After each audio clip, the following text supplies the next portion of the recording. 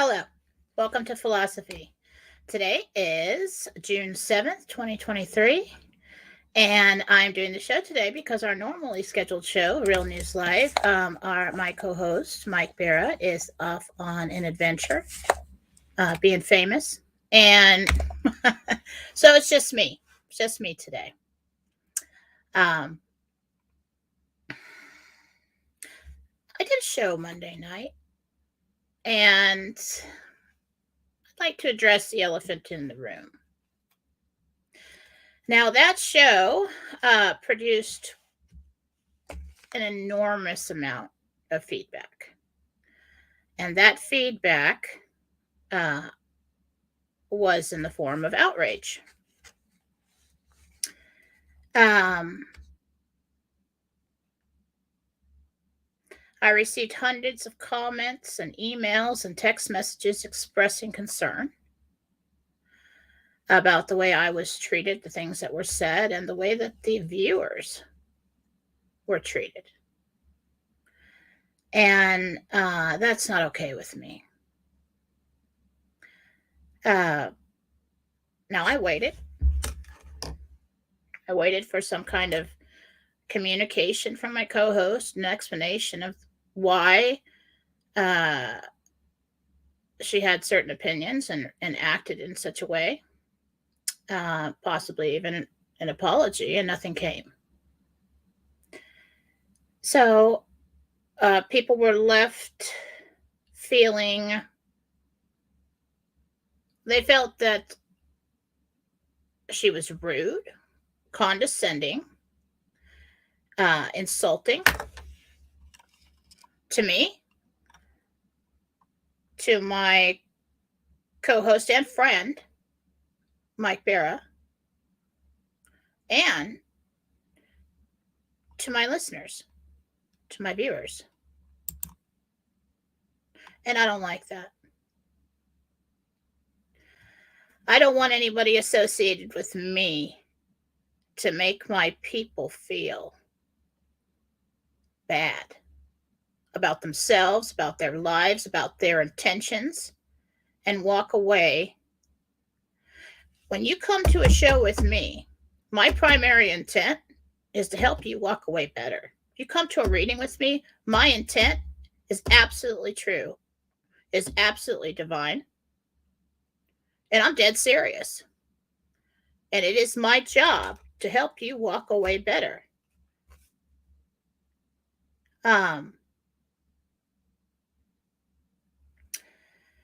I do know some behind the scenes reasons that could have possibly happened, some personal things in that person's life that could have produced such a reaction. But in good taste, I will not reveal those things because that's a personal thing. It's not for me to say. But it doesn't excuse the behavior. So I'd like to go before I'm going to give out the Gentel once again because I was interrupted and a lot of people commented that they didn't get to see it. I have put it out on Fallawsophy on Telegram. I have put it out in places so you can read it, but they didn't get to hear the story. And I would like to address some of the things that were said.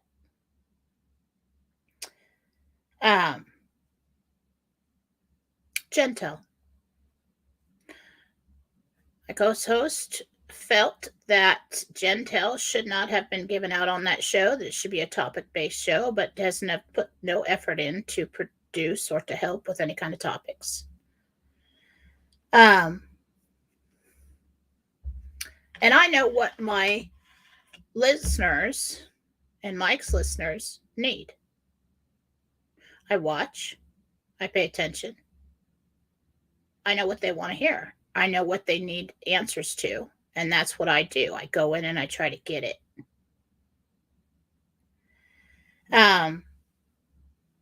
Gentel is mine. It doesn't belong to Real News Live. It doesn't belong to Mike Barrett. It doesn't belong to anybody but me. It is what I do. I have been doing that for, 10 to 15 years on radio. That's what my first show was about, to go in and to ask the questions that you can't necessarily find the answers for on Google. Okay? Whether I do it here, whether I do it on that show, whether I do it on Mike's show, that is completely up to me and my choice. Now, I spend a lot of time on these shows, a lot of things that you don't see. With absolute good intention. And I pray, God, and with all my weaknesses and all my faults and all my programming and everything else, I pray to God before every reading, before every show, before every meditation that I do, please help me bring the truth to these people and give me some hope to keep them going. Keep me going. You have been witnessing my spiritual journey, ladies and gentlemen, and it is not faultless, and it is not perfect, and sometimes it's not pretty, okay? But it is what it is, and Gentel is mine. And nobody's going to tell me where I can say, where I can put it out, what I can say, and nobody's going to bash me in my true, honest, loving efforts to help people keep moving forward in a positive direction. And that's just how it's going to be. And everybody's going to do that to me, they're not going to be with me anymore. I started out this life being a passive person. Everything's always okay with me. Yeah, you can play with my toys. Yeah, you can wear my clothes. That's okay if you broke it. It's just stuff. Very passive, loving kid. And over the years, being widowed, having to be mom and dad, given too much and being screwed by people, I've learned some things. And it's made me stronger. And every time I learn something good, I want to share it. And that's why you hear from me. That is my true, honest desire. If you go out to lunch with me and I have an awesome sandwich, I'm going to make you try some because I think I found something good. So when I learn something, I immediately want to share it. I am a teacher. And that's what I'm going to do, whether I'm rich, whether I'm poor. And my intent in doing so is never about me. It's about you. And that's what drives me forward. When I prepare for a show, I block off an entire morning. If the show's at 10 a.m., I get up at 6 so that I can get ready, so I can do meditation, so I can take a look at what people want to know beforehand, so that I am prepared. And I try to conduct myself in such a way that is hopefully classy. I was raised by a lady. It's not always apparent, okay? But I try. It is first and foremost a show. And there are things that should not be said about other people and emotional outbursts. And it's not your therapy session. When you do a show is not about you. A reading is not about you. A healing is not about you. It is about who's listening and who's watching. And I'm a stickler about that. And I don't care if anybody believes me or not.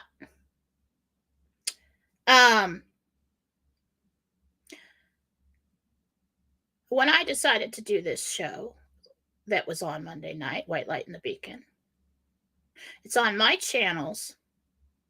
It was my idea, helping out a friend,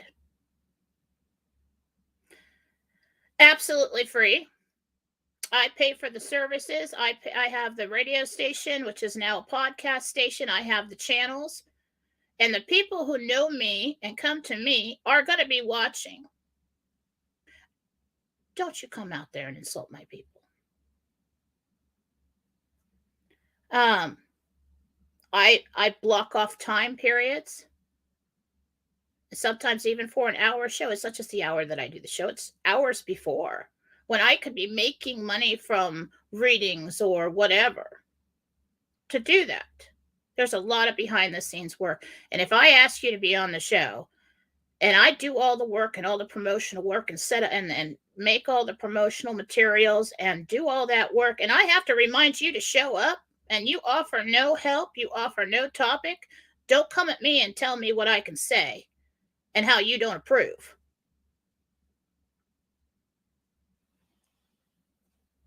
Um, this opportunity was given for free, and it was unappreciated. Now, charging for, I'd like to address some of the things that were said. Charging for services. In any line of work that is your passion, if you set out to do that in today's world, sooner or later, you will not be able to devote that much time to it if you do not make some kind of living. That's all nice and sweet and everything. Yeah, do everything for free, and which I have. I still do the majority of my work for free. I devote my time to do these shows. I offer and give of myself over and over again when I see somebody hurting or somebody needing. And you all know that's true. All my listeners and my viewers know that's true. But when you want to set off and do good work, sooner or later, if you want to devote your time to it, you're going to have to charge. And I came upon that situation. There was a time in my life where I was widowed. I got survivor benefits and I didn't have to charge. I was not rich, but I always had to do a little something on the side, but I didn't have to charge. So I did all my work for free. And it wasn't about the money. It's never been about the money. It still isn't about the money, and it never will be. But the other part of my life, I will not fail my family and I will not fail my children. I need to provide. And along the way, I actually went to God about this a long time ago. This is something that a psychic person struggles with. And I've heard it time and time again. There are people out there working for psychic lines that'll charge you $5.99 a minute. A minute. And you may judge those people that work on those lines. They're not getting $5.99 a minute. They're getting like $20 an hour. They're being taken advantage of. It's a sweatshop. I do things my own way to avoid that.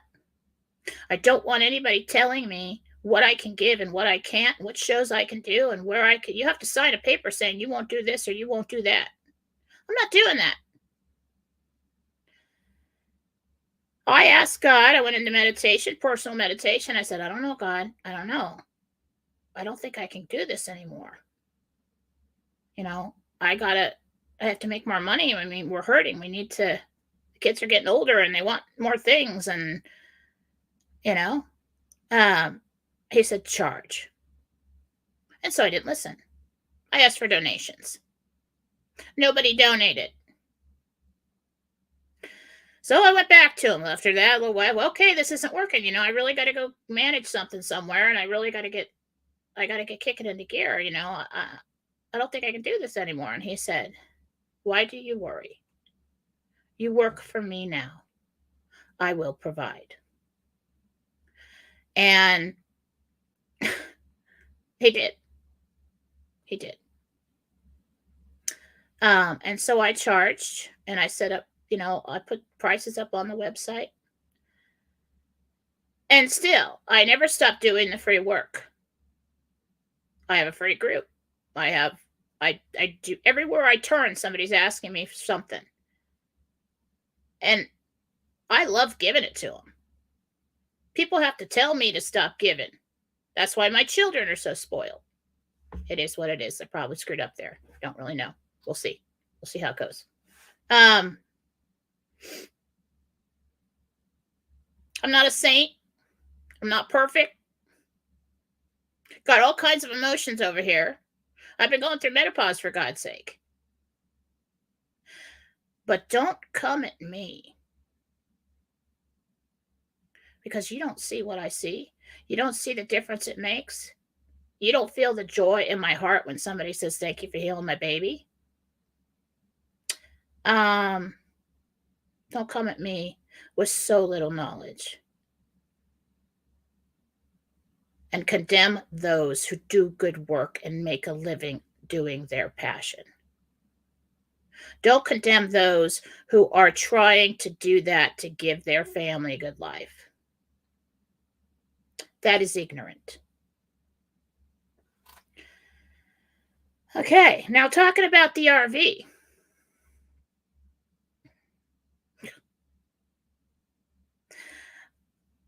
There is something in me that knows.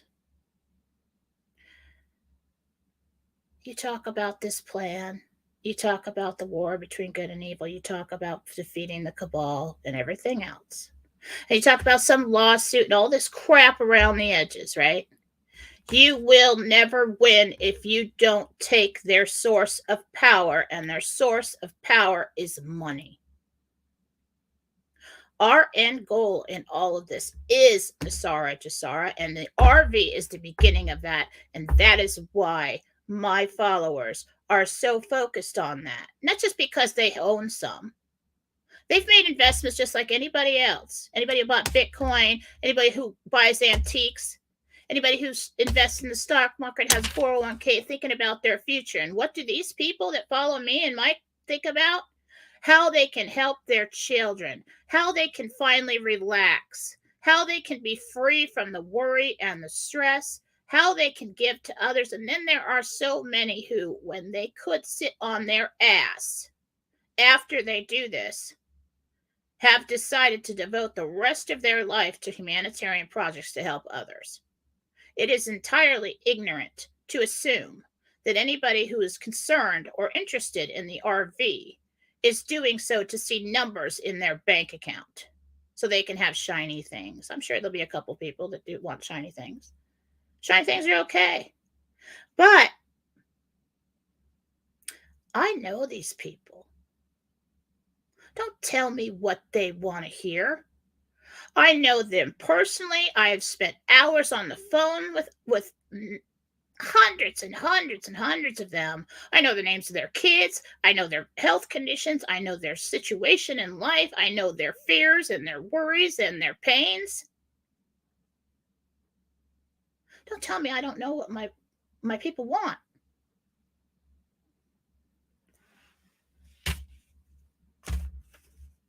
The RV is the beginning of our triumph against the power structure whose driving force behind the power. It's not influence. It's not some cult. It's money. And it's the system that has allowed them to accumulate that money and power. And if we don't take it out, we will never win. You can't just keep clipping you can take this person out of power and that person out. You can't just keep cutting the leaves off a weed and expect it to die. You got to pull the root. That is Nasara Jasara. That is beginning with the RV. It is absolutely real. There is no point in having this giant operation without that.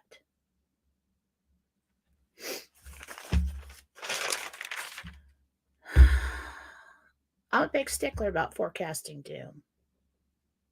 First of all, that is speculation.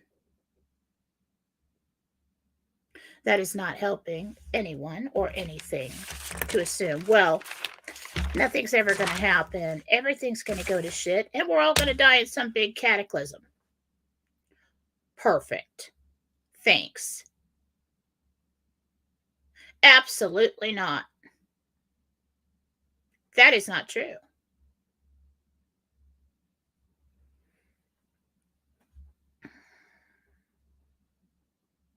When I go into meditation for these shows,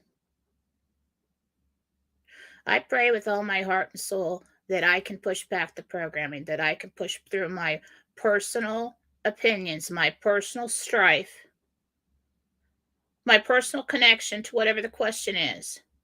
God, help me hear the truth. God, help me get the hope. Help me in every reading, in every healing, in every show that I do. Am I always right? No, because that's a struggle. And when you try it yourself, you'll see. But if I get excited about something, I've been doing this long enough to know when it's possibly true, or I felt that one. That's probably, I'm thinking this is true here. I'm thinking this is true. I'm going to share it with you. I will tell you if I'm not confident about it. I have a vast experience in the spiritual. I have a, I am very experienced in putting the ego aside,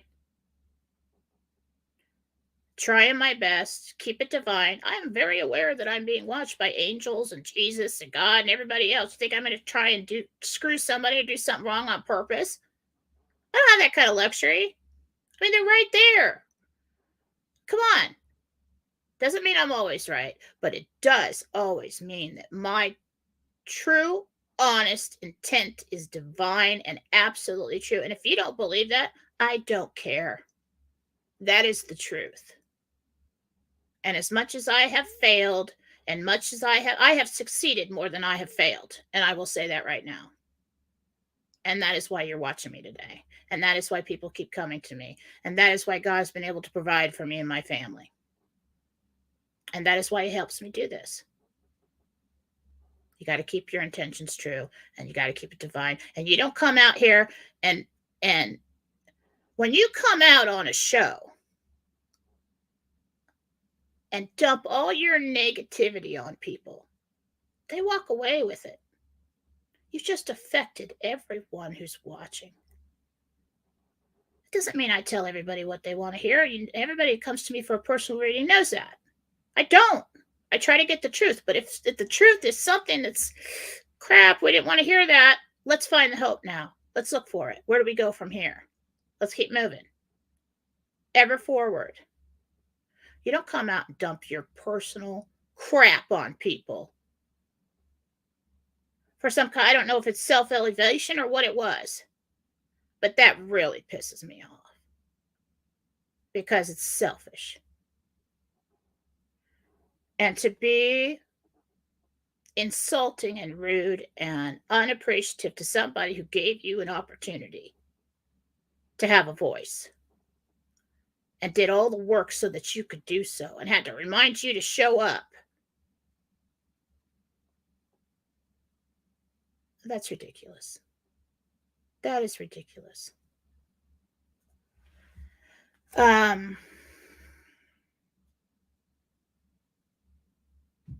So I sat back and I listened and I watched, and I've come to the conclusion that I need to practice what I preach. And that is that I've decided that I'm no longer going to accept less than I deserve. If you give to somebody and they smack you in the face, probably shouldn't do it again. And so I will not be doing White Light in the Beacon anymore. I will be doing Mike's show. And I will be doing my show. And I'm not going to allow anybody to tell me what I can say and what I can't say and when I can say it and what I can do and what I can't do anymore. Because this girl is not that passive child anymore. And I have not gone to a hardened place. I have not gone to a place of ego. I have not gone to any of those places. But I'm not taking it anymore. And if I'm wrong with what I put out there, whatever. I sure as hell tried. If you don't like it, it's not for you. But I'm telling you right now, the RV is real. It is coming. We will go to a gold standard. We will get rid of the debt and the taxes because that's all aligned and part of the monetary system that has allowed the wicked to control humanity. And there is no reason for a war like this and a plan if you're not going to pull the root. And that's where we are. And we're about to get moving on that. Now, I would like to give my damn Gentel that I was so excited about on Monday night without interruption, and I will do so now.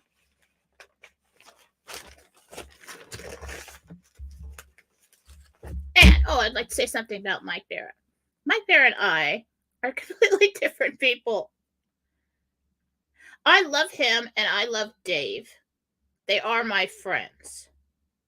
Yes, I know exactly how he can get mad and he can yell and he has very opinionated, and sometimes we get mad at each other. But you know what? We have the kind of friendship when I get mad at him, and sometimes I complain about him and all that stuff. I'm sure he complains about me. But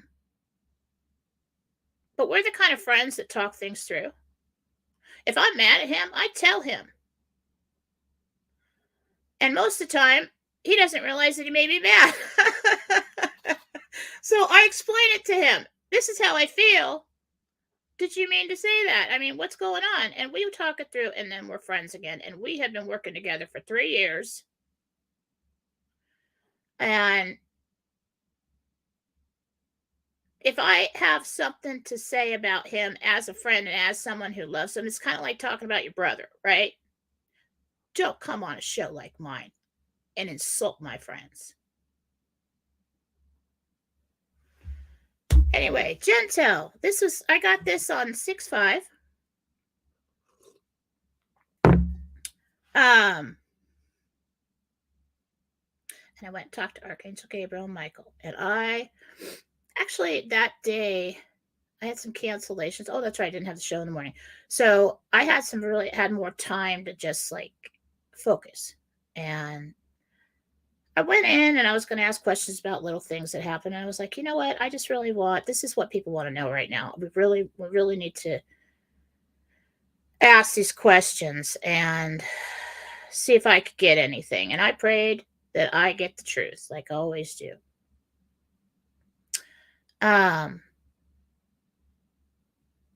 First, the sonic boom was one thing I was going to ask about. I felt like that was important. It's kind of stuck out to me. And I said, he said the sonic boom was actually a long range missile fired at something. Could have been underground. I don't know. But that is happening on our soil right now. And if you pay attention, there's a lot happening right now. Out of the ordinary with aircraft and vehicles and things like that. And I asked, when will Biden's character be removed? Because, you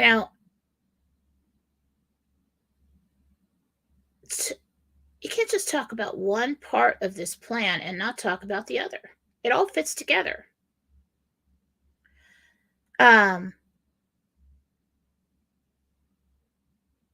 He said in the summer. And you'll hear on the news. And then I heard this woman anchor's voice say, Joe Biden has been removed from office for failing to, and then I couldn't get the rest. And that's just me. I was probably there, but it was like, failing to, oh my God. Then you start thinking, right? You have to stop thinking in this meditation and just be a receiver. Just listen. Be an observer. And then I started thinking, failing to, that's all I got. Maybe I'll get more. But originally, remember, I was on this show, it was on Mike's show, and it hit me. And I felt that one. Joe Biden, it's almost like it came out of my mouth before I realized that Joe Biden will be removed for trying to start a world war. Then I went back in later and I asked Michael about it. And I think he said when he tries to start a world war. So it may not be what he's removed for, but it's when he does. What's happening around you now? What's he doing now? I think we're there. All right, now let me talk about the RV. I asked about the RV.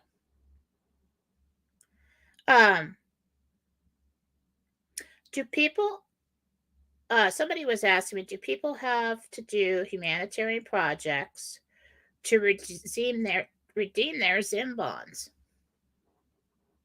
The answer was no. He said there's two choices, projects or not. And the way it works, and I could be wrong, probably pretty close.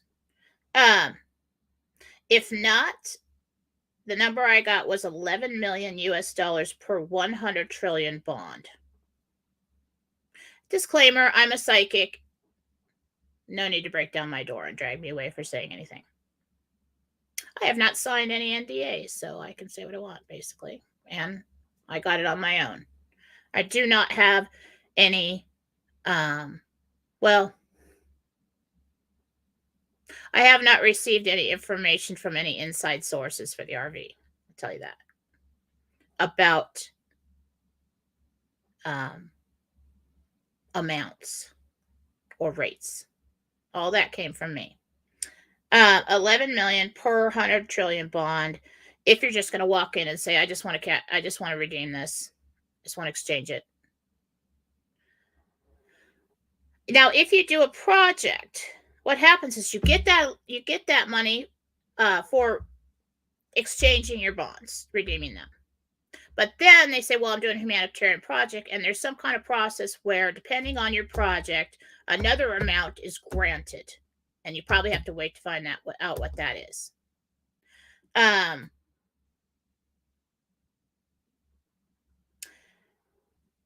Then so they can't. So there's something about that way they know that yes, legally you have received the money for the bonds that you hold. Anything above that is a humanitarian project, approved or not. The amount will vary. That's probably where people are getting the 30 to 60 million. It's probably what's going to be approved for that kind of thing. Either that or it's a different tier. Either way, 11 million, pretty awesome. Even if you just have one. So then,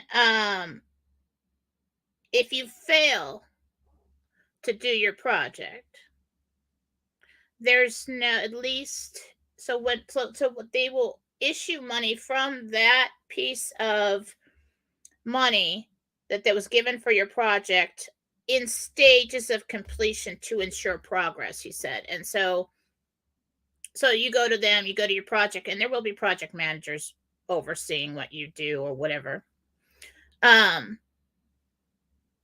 You'll go to them and say, okay, we've got the land, we've got this, we want to start construction, we want to get this going. And they'll say, okay, here's this amount of money for that. And then you go to them later and say, okay, we need to hire everybody, we need payroll, we've got all this stuff, we need to buy product, whatever it is. Okay, here's this amount of money for that. So it's not just all given to you, and should you die or something and nobody carries out the plan, they're not going to just let you take, $100 million and pass it on to your kids because that was allotted for a project. You will have your initial money that everybody else gets when they turn in those bonds, right? That's what I got. Makes sense to me. I mean, makes it easier. Then I said, so what's happening with the RV? Well, they all revalue at once. And Gabriel said, when I wasn't expecting, he said, they are revalued now on the redemption screens and ready.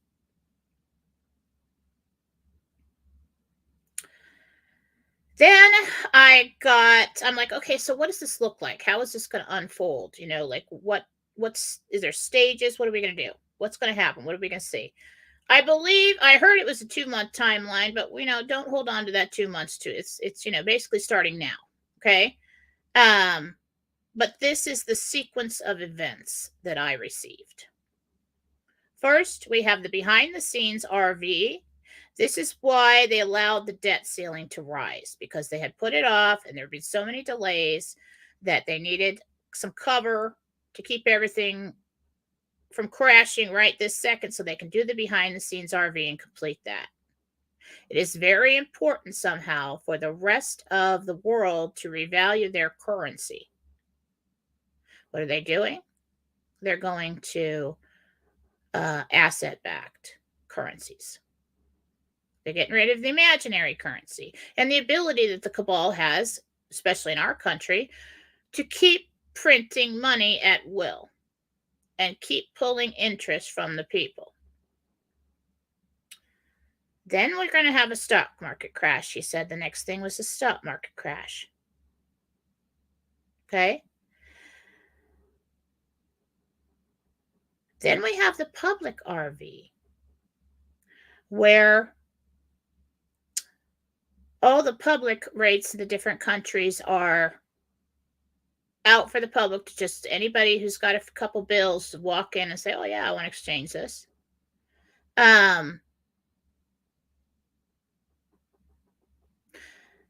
This in its entirety is not about, oh, let's make sure that a bunch of people are rich before everything crashes. That is a happy result, but it's very important, because of the power of the United States, that everybody else revalues first. It will force us to do so. Once the public RV happens, where all the other countries' rates change, ours drops in the toilet and the dollar fails. That's the next, number 4, the dollar fails. And it forces the United States to jump on board and to go to the gold standard. And that is when you see the rollout of the Nasara Jasara and everything else. They're not going to come out and say, okay, Nasara Jasara. They're going to call it something different. It may come in stages, but it's going to be the same concepts. It's going to be the same. Okay, they may have tweaked it a little bit.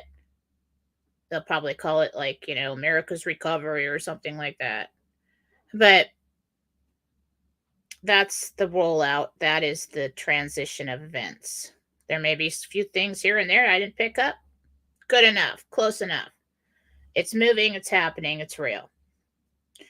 Then I said, when will the EBS happen? Because that's one of the questions everybody asks me. I heard late summer, possibly into fall, after everything else fails and the cabal tries to take power back by force. There'll be riots and there will be terrorist activity. It will increase to.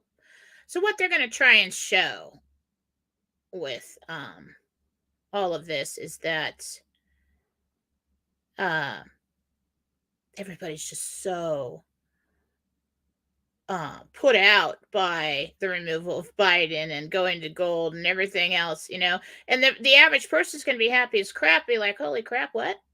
I don't have debt and I don't have taxes and I get to keep my money. And they're going to be it's not going to be the average person. It's all going to be terrorists. It's all going to be people that have been flooding our borders for a very long time, who are paid by the remaining, mid-level or lower level players that haven't been taken out, who haven't been bankrupt. Listen, this web of a cabal has been going on for a long time. You've got, it's just so intricate. You can't just take out the top players and expect there's nobody left, right? It's in business. It's in everything. What we're going to do is take out the top levels, change the monetary system that fuels the fire, and let it burn itself out. And then these people in business and all that stuff are going to have to play ball with the way things are now. And they will. So that's when I originally saw the EBS, is when I always thought it was the fall. When we get that famous tweet, my fellow Americans should undoubtedly realize that we're taking back our great country from those who wish to do us harm. From those that wish to do us harm. Now, could we have some kind of worldwide war event right now and these things could be out of sequence? Yeah. But I really feel like that happens when there is danger to the public And that's why military would have to be in place to go out and take care of it and ensure the safety of the public.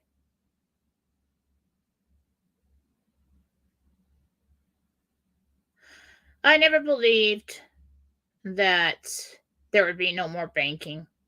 There would be no more cards. There'd be no more convenience. There would be no more of that. There will be a change in that. It's not that in itself that's bad. It's the business practices surrounding that has been fraudulent. And that's what will change. I always saw if the banks went down and people going to lose all their money, I always saw that it would go down for like a short period of time, like hours, days, maybe one day. I'm going to go back up. And then there'll be announcements, whether that's EBS announcements or that's news announcements or whatever. Listen, it is completely illogical. It's such an elaborate plan that has basically, even through a pandemic, and yes, everybody's lost everybody, people, and yes, it was hard, and yes, it's everybody's run up their credit cards. Do not think you're the only one who's run up your credit cards.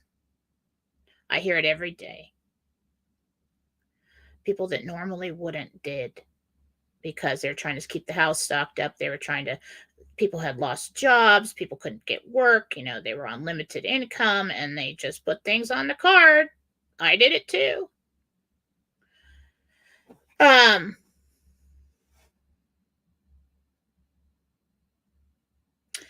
Such an elaborate, genius plan with so many moving parts. And it is a fluid plan, apparently, because we have seen so many delays. And it would need to be,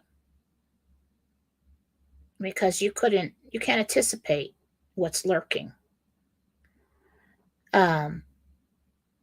Such an elaborate plan that has basically kept us okay and in the dark is not going to lead you to ruin. Because you know what happens then? It's not that they care so much about you. They probably do care a little bit. But you know the problem that either side does not want is chaos.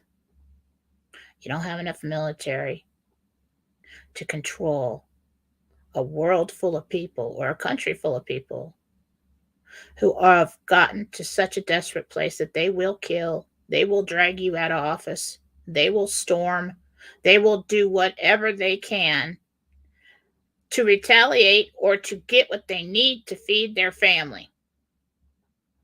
When people are desperate, they will do desperate things, and they know this. They were not going to lead us to a place where there is panic and no hope. They will quiet that down quickly, because there is no point in following such an elaborate plan to have the public overwhelm any kind of form of government or control that they have at all. And the good side still wants to maintain some kind of control. You're kidding yourself if you don't think so.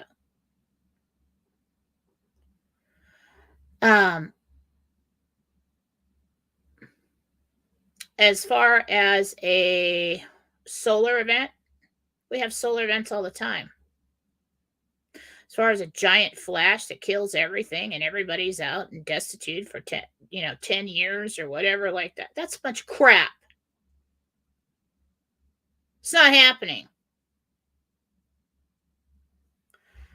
Pisses me off. Anyway, so this is how I really feel. And if anything, I am loyal. And even if like with my brother, I love my brother with all my heart and soul. He's like one of my best friends ever in my whole life, right? He says the wrong thing sometimes. Sometimes his ideas about things, I look at him like, what? But he's also the same person that I've never laughed so much with somebody in my entire life. Love him with all my heart and soul. And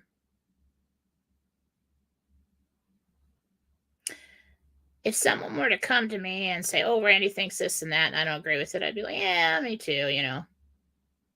But if they were come to me and start telling me and everybody else something bad about him, I will kick your ass. I will kick your ass. And my relationship with Mike Barra is mine. And I know exactly how he is, and I love him anyway. And yeah, I don't know if we'll get pissed off at each other someday and we won't do the show anymore, but you know, I think we'll always be friends, and that probably won't happen. Probably won't happen. Don't come at me and talk shit about my friends. So there will be no fight. I do not like to fight. I do not like confrontation. I like to be happy, and I like everybody to be okay. That's exactly who I am. I can't help myself. And so a lot of times personally, I will hold back and I will endure and I will put up with it and I will do all this stuff. I'm not doing that shit anymore. I'm so tired of that.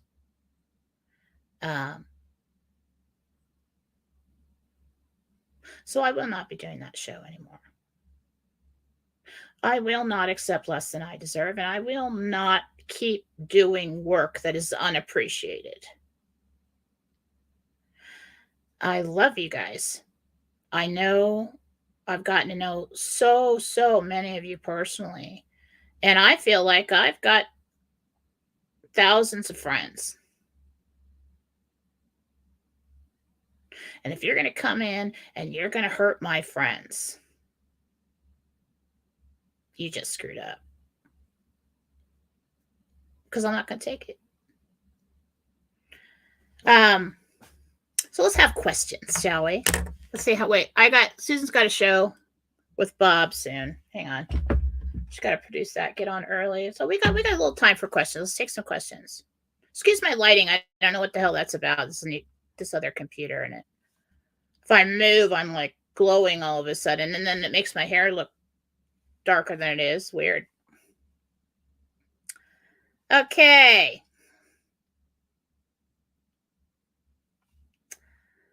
You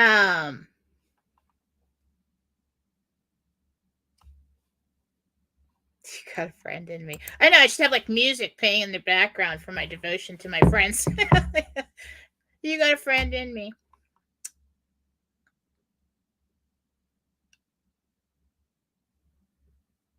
Aw, really nice comments, you guys.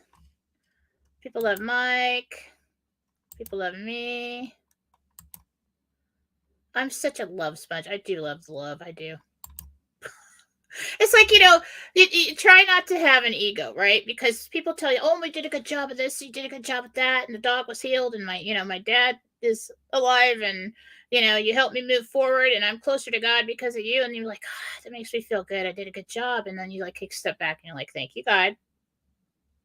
Thank you, God. Because I honestly do. That's my intention. I signed up to do God's work, and that means to be good to his people and do everything you can for them, But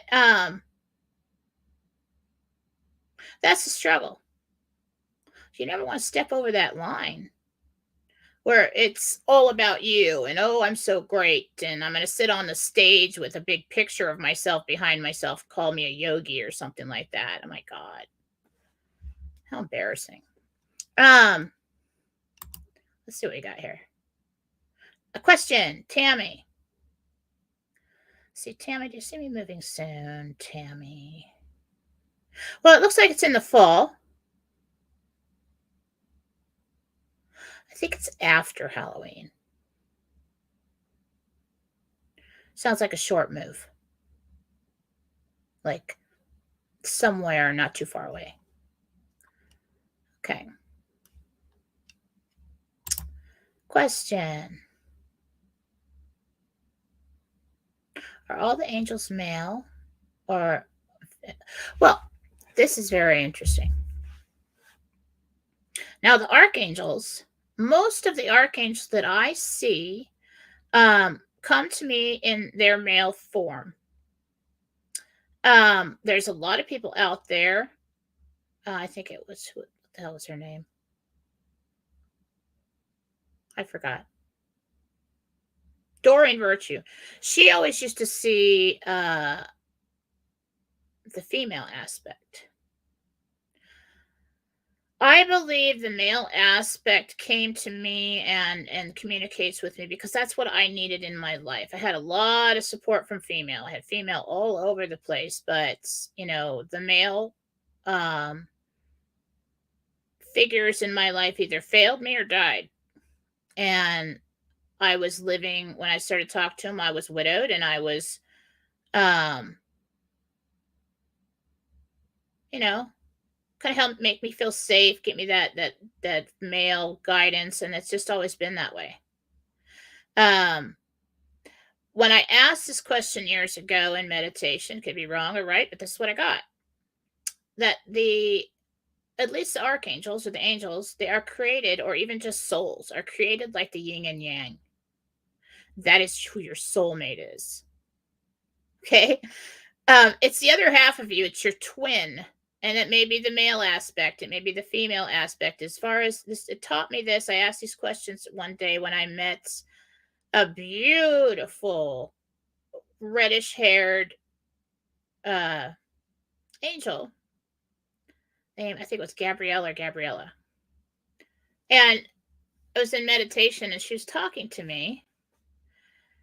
So nice to me. And I'm like, do you know me? She goes, you know my brother very well. And I said, who's your brother? She said, Gabriel.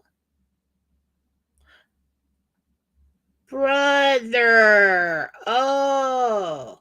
So I've seen Gabriel's twin. I do know that some of them have twins. I have not seen a twin with Michael, so I don't know. Never heard about a female aspect of Michael. But I think that there's a female aspect to Haniel. Raphael, I haven't met the female part. But I think that's what's going on there.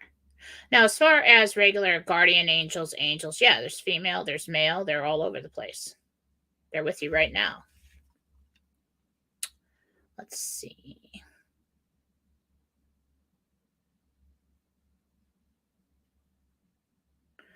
Trying to get this one. All right.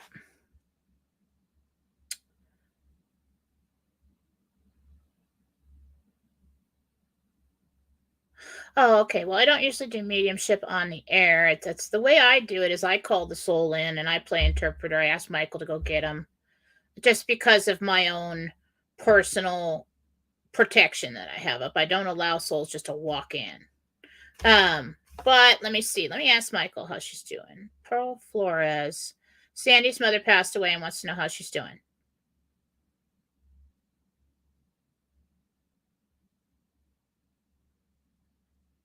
She's been with you mostly every day. It's not that she's there all the time. It's that she's been checking in on you a lot and the others. She is fine. She knew what to do when she passed. She was absolutely greeted by a group of people. She's fine, babe.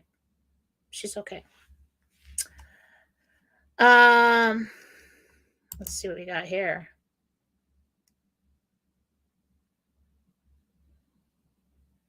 Now the smoke up in Canada. Now we've had these fires every year. I have seen it decrease over the years during this war that's going on. It seemed like when we were back in like 2017, 18, 19, all that, just seemed like as soon as it was going to be time to get out on the lake, now we've got the fires and we've got the smoke, and sometimes it's been so bad it forces you to stay inside. I kind of think this is strategic right now, considering about where the smoke is traveling. So I'm not sure if that they were definitely set. Definitely set. But I don't know, if this is some kind of natural smoke screen that they created that would keep a majority of people inside not to see, or maybe even cloak the skies so you couldn't see everything that's going on. Possibility.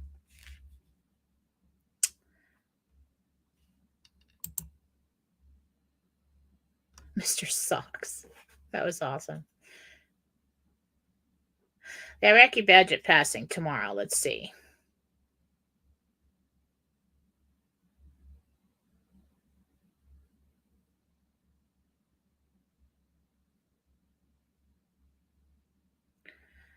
something happens this week. So I don't know if it's tomorrow or the next day. It looks like something preliminary happens, and then is it passed? I heard it's passed. Okay, let's see. What else we got? I know it's terrible. I just hate the smoke. It's got to get that to stop.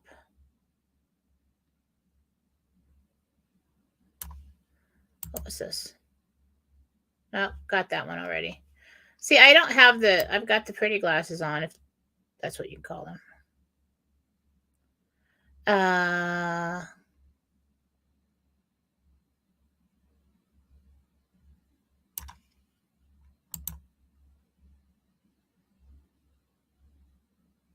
No, I'm absolutely doing Real News Live, and I will continue to do Real News Live as long as Mike wants to do it.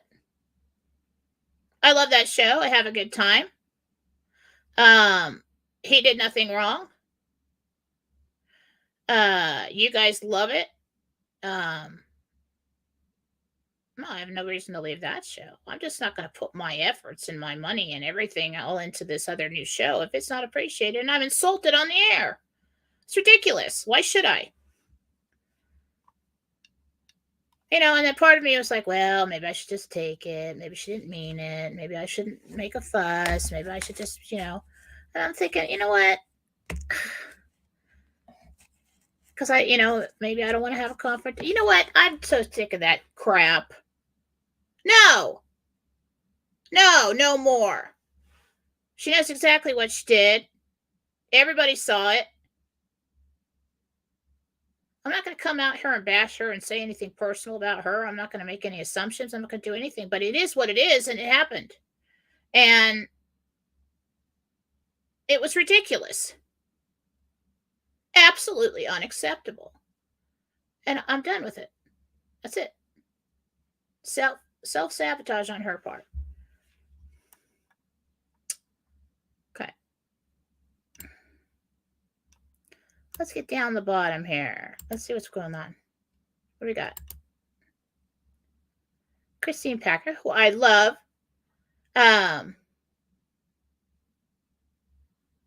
Let me see.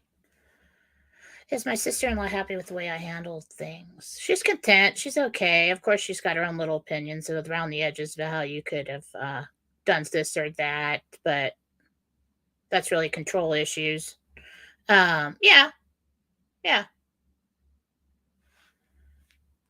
She's okay with it.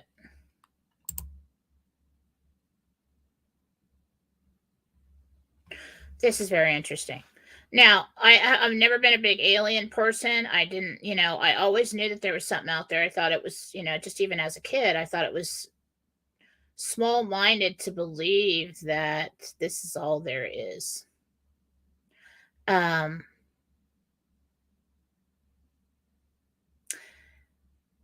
Even before I knew anything about this truther, I love you too, Susan Gratz. I just saw your comment. Even before I knew anything about this truther movement, or the cabal or anything like that, I was asked on Bob's show, because Bob Brown has done a show on Beacon Light Radio since 2016, just 2 shows a week without fail. Has every kind of guest you can think of on there. It's very interesting. It's always a good watch. He's on today at 12. What time is it? It's 12 at 12 Pacific, 3 p.m. Eastern on Beacon of Light Radio on YouTube.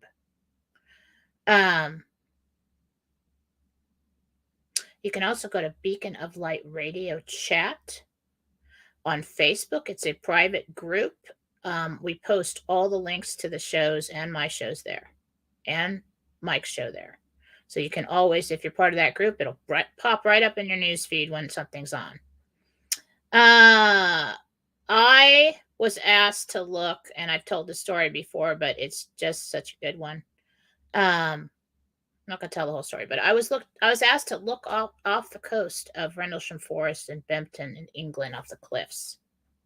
And what I saw out in the water was this big, square, dark, metal looking, almost like a huge tilt up like Amazon building size. Okay, or bigger. Inside, there were actual people wearing blue uniforms.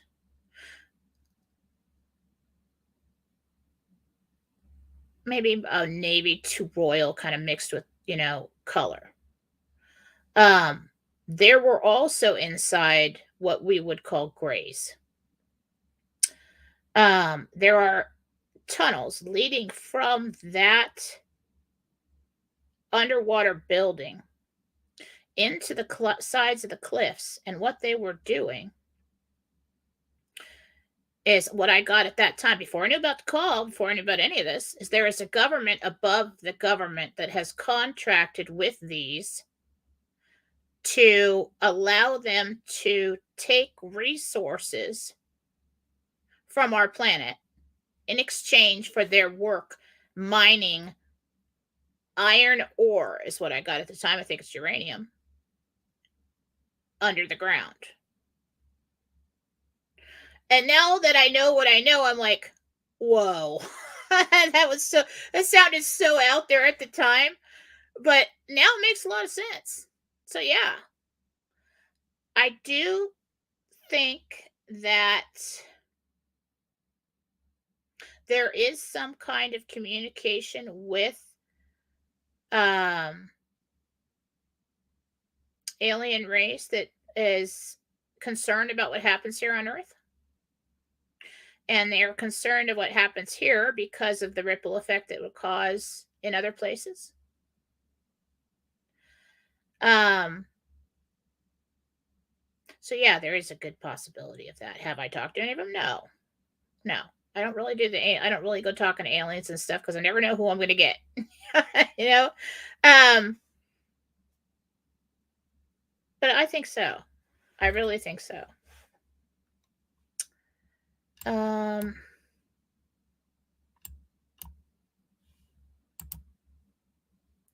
do you see me staying at my current job or changing? Any guidance is appreciated. I've stayed decades because there are technical consequences for leaving before 30 years. And that's how they get you. Yep. Let's see.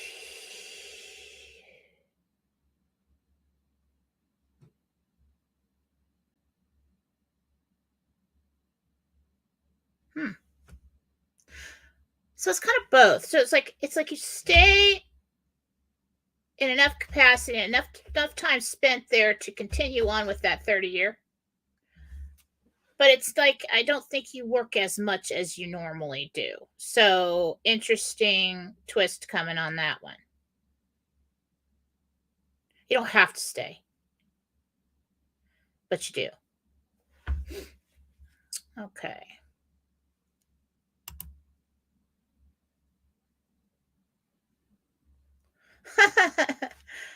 Hello, Robert. Well, thank you, Dorothy. Sometimes I get fed up and I'm just like, you know what? That was so blatant. I can't ignore that. I can't just push that under the rug and say, well, let's apologize and everything's been. And I don't have any hard feelings. I just don't want to deal with that anymore. You know?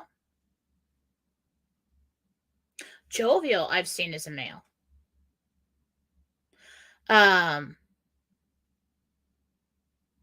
He is actually part of my team. I have not seen the female aspect of him. One thing we never want to do,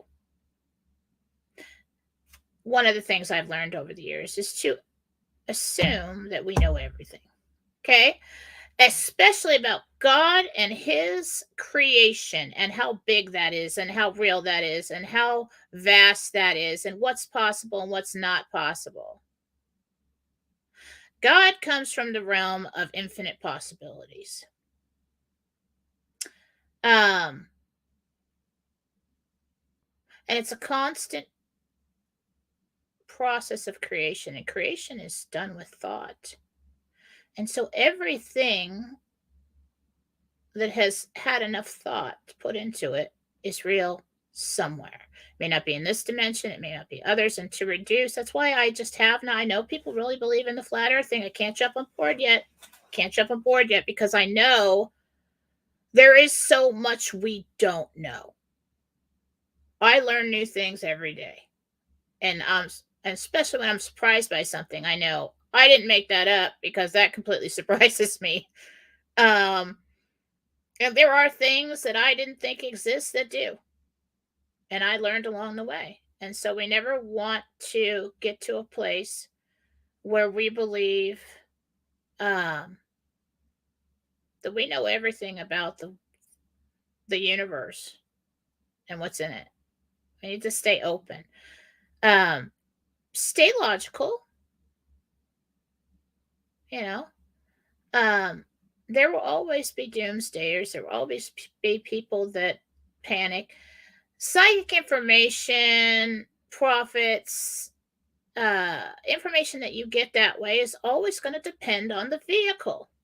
And that is the goal, to have a clean vehicle. Do you become perfect? No. And that's the beauty of everything. Because if you were perfect, you'd be done. There's nothing left to learn, is there? And if you think you're perfect, then you've got an ego problem. Okay? I have grown to a place where I'm confident enough about what I do because I've gotten so many things wrong and I've gotten so many things right, and I know what wrong and right feels like. Susan will tell you the same thing. Marcy will tell you the same thing.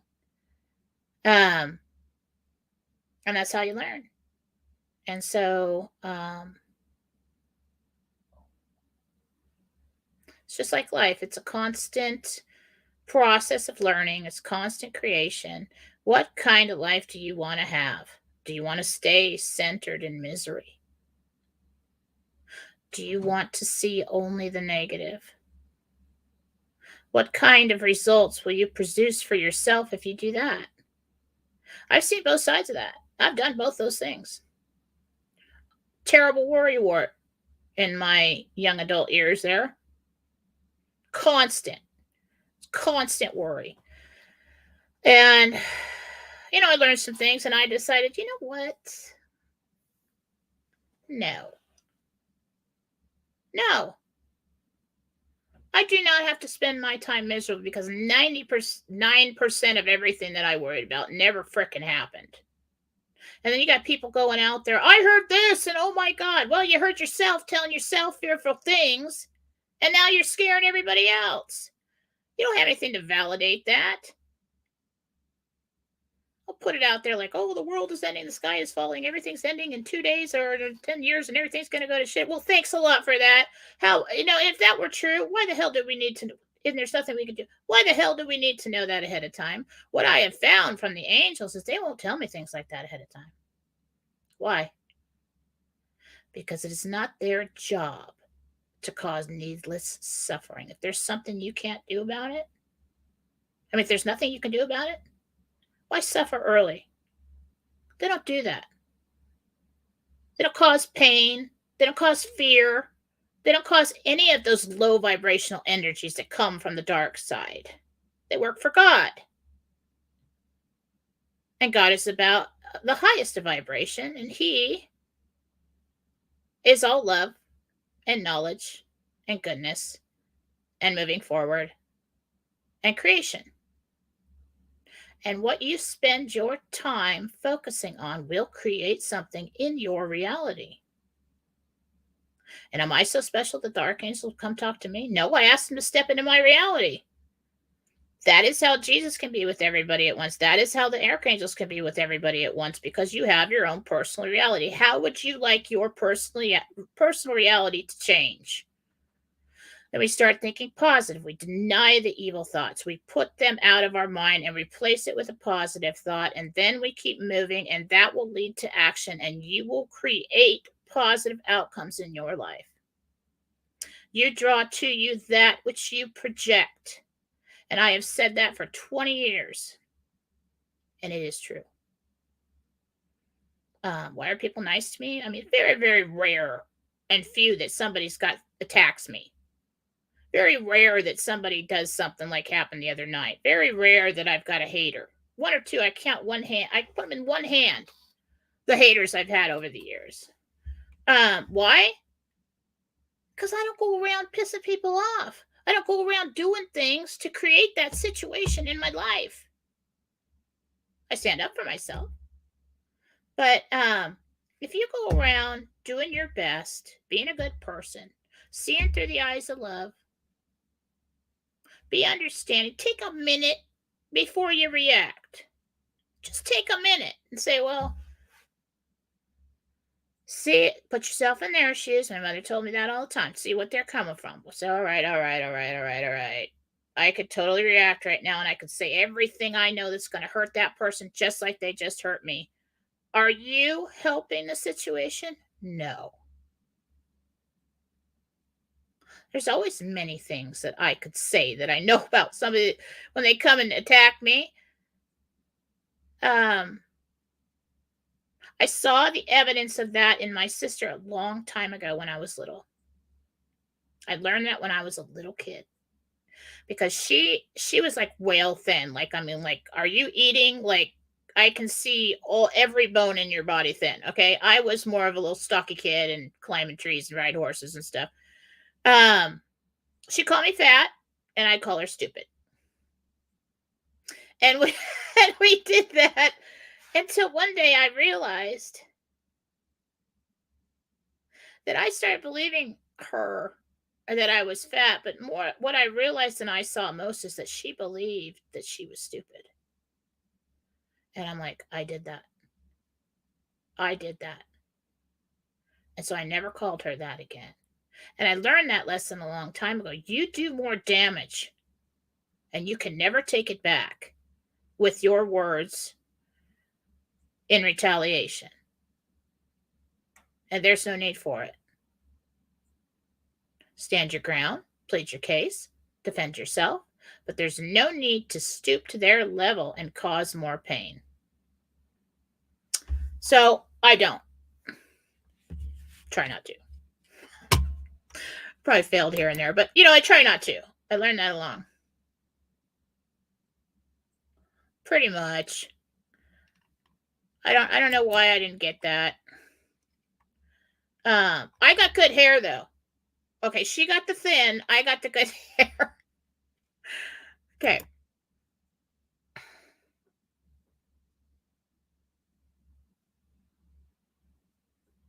Yeah, you can do that. That's fine.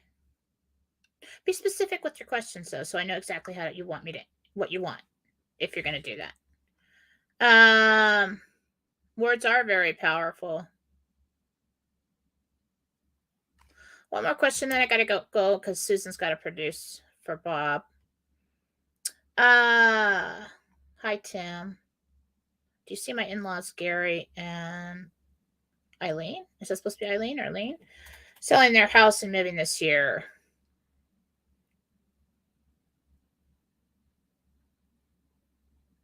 Yeah.